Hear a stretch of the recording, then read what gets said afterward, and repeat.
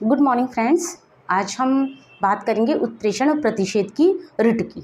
जैसा कि आप जानते हैं कि सर्वोच्च और उच्च न्यायालय द्वारा मौलिक अधिकारों की रक्षा के लिए रिटें जारी की जाती है, जैसे परमादेश, अधिकार प्रच्छा, बंदी प्रत्यक्षीकरण इत्यादि।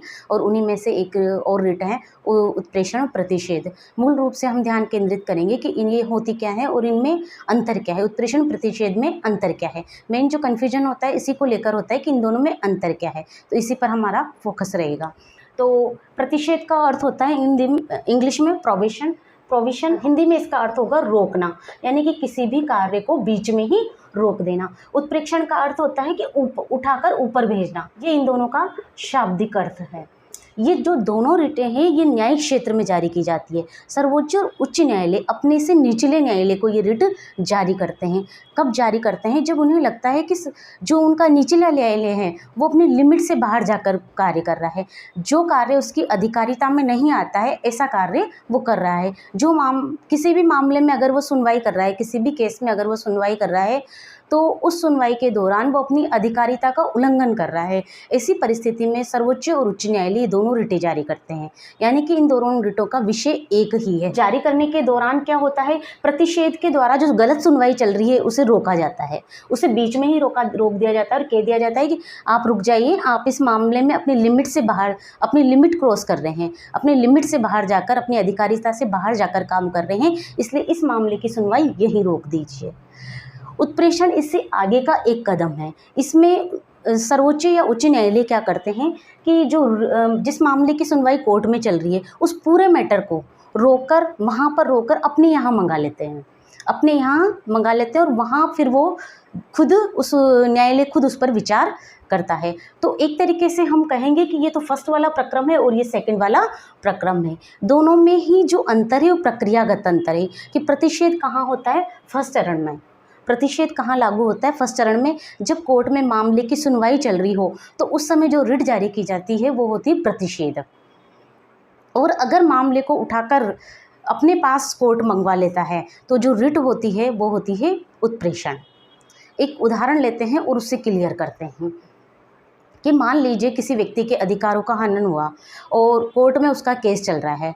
अब उसे लगता है कि मैं किस आधार पे, उसे लगता है कि इस मामले में, अगर उसे लगता है कि इस मामले में कोर्ट सही सुनवाई नहीं कर रहा है, इस मामले में कोर्ट अपनी लिमिट से बाहर जा रहा है, जो उसके अधिकार क्षेत्र में नहीं है वो ऐसा कार्य कर रहा है, तो वो व्यक्ति न्यायालय में याचिका दायर कर सकता है। किस रिट के लिए अपील कर सकता है? वो प्रतिषेध के लिए। और तो जो न्यायालय क्या करेगा, ऊपर का न्यायालय, सर्वोच्च और उच्च न्यायालय, उस निचली कोर्ट को आदेश देगा कि इस मामले में आप अपने यहाँ सुनवाई रोक दीजिए। तो कौन सी रिट जारी की जाएगी? प्रतिषेध, यानी कि आप मामले की सुनवाई रोक दीजिए। अब मान लीजिए सेकंड स्थिति ये बनती है कि निचला न्यायालय अपना जजमेंट दे चुका है, निर्णय हो चुका है। तो अगर निर्णय हो चुका है तो उस स्थिति में प्रतिषेध जारी नहीं किया जा सकता। फिर अपीलार्थी क्या करेगा, कौन सी रिट के लिए वाद दायर करेगा, कौन सी रिट के लिए अपील करेगा? अपीलार्थी करेगा उत्प्रेक्षण की रिट के लिए अपील, है ना। तो फिर जो कोर्ट रिट निकालेगा वो होगी उत्प्रेक्षण की रिट, जिसमें क्या किया जाएगा, कोर्ट पूरा का पूरा मैटर, जो मैटर है, पूरा केस अपने यहाँ उठाकर मंगा लेगा, फिर वो खुद उसका जजमेंट करेगा। ये दोनों में अंतर है। वापस आते हैं कि उत्प्रेषण और प्रतिषेध दोनों ही मौलिक अधिकारों की रक्षा के लिए जारी की जाने वाली रिटें हैं। दोनों ही सर्वोच्च और उच्च न्यायालय जारी करते हैं। सर्वोच्च न्यायालय अनुच्छेद 32 के तहत जारी करता है, उच्च न्यायालय अनुच्छेद 226 के तहत जारी करता है। दोनों का ही विषय एक जैसा है। दोनों का ही निकलने का आधार यह है कि जो निचले न्यायालय हैं वो अपनी अधिकारिता ना लागे, किसी भी मामले में उनकी जो लिमिट्स हैं, जो अधिकार क्षेत्र है उसको वो क्रॉस ना करें। इसी बात को लेकर ये निकाली जाती हैं। तो इनका जो विषय है वो समान है, अंतर केवल इनमें एक ही है, वो है प्रक्रिया का। प्रक्रिया का अंतर में यह है कि प्रतिषेध तो तब निकाला जाएगा जब किसी मामले की सुनवाई चल रही हो, है ना, और उत्प्रेषण तब निकाला जाएगा जब उस मामले को कोर्ट उस पूरी सुनवाई को रोक कर, या तो कोर्ट, निचला कोर्ट अपना जजमेंट दे चुका है, उस पूरे मैटर को जो अगर आगे का कोर्ट है, बड़ा कोर्ट है, सर्वोच्च और उच्च न्यायालय, वो अपने पास उस पूरे मैटर को अपने पास मंगा लेते हैं उत्प्रेक्षण की रिट के द्वारा। तो एक तरीके से इन दोनों में ये दोनों जो अंतर है वो केवल प्रक्रम का है। एक तरीके से हम प्रक्रम के अलग अलग चरणों का है। फर्स्ट स्टेज पे ये काम करता है, सेकंड स्टेज पे ये काम करता है। ये दोनों के बीच में बेसिकली अंतर है। और दोनों ही रिटें हम याद रखें कि केवल न्यायिक क्षेत्र में जारी की जाती है, केवल न्यायिक कार्यों के लिए जारी की जाती है।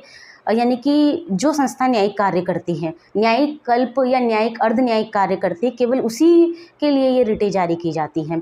प्रशासनिक कार्यों के लिए, निजी कार्यों के लिए रिटें कभी भी जारी नहीं की जाती है।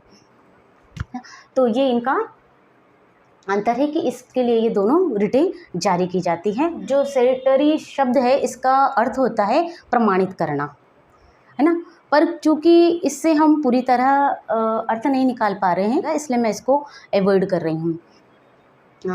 दोनों ही दोनों ही जो अलग अलग प्रक्रमों पे निकाली जाती हैं, प्रक्रिया के अलग अलग पड़ाव पर दोनों निकाली जाती है। अगर फर्स्ट स्टेज पे हो तो ये प्रतिषेध की रिट होगी या प्रोविशन की रिट होगी। अगर सेकंड स्टेज चल रही हो तो क्या कौन सी रिट होगी, यानी कि निचला न्यायालय अपने यहाँ मामले की सुनवाई खत्म कर चुका होगा तो कौन सी रिट निकलेगी, सेरेटरी या उत्प्रेक्षण की रिट निकलेगी। ये दोनों का अंतर है। बेसिकली समानता इनमें सारी है, अंतर केवल एक ही है कि दोनों ही प्रक्रिया के अलग अलग चरणों पे निकाली जाती हैं और अलग अलग प्रक्रियागत अंतर है दोनों में। एक ही में कि एक में क्या होता है, एक में किसी मामले की सुनवाई रोक दी जाती है और दूसरे में क्या, उत्प्रेषण में उस पूरे मैटर को कोर्ट अपने पास मंगवा लेता है। ये दोनों ही ये अंतर इनमें है और जो बाकी ज़्यादातर इन सब में समानताएं हैं। आशा करती हूँ कि आप लोगों को समझ में आया होगा। अगर फिर भी कहीं आपको लगता है सुधार की ज़रूरत निश्चित रूप से होती है, तो जो भी मुझे सुधार की ज़रूरत है आप लिख के ज़रूर बताइएगा कमेंट सेक्शन में, ताकि अगले किसी वीडियो में मैं अपनी उन कमियों को सुधार सकूं। तब तक के लिए धन्यवाद। मिलेंगे अगले किसी वीडियो में राजनीति विज्ञान के किसी अच्छे टॉपिक के साथ। चलिए।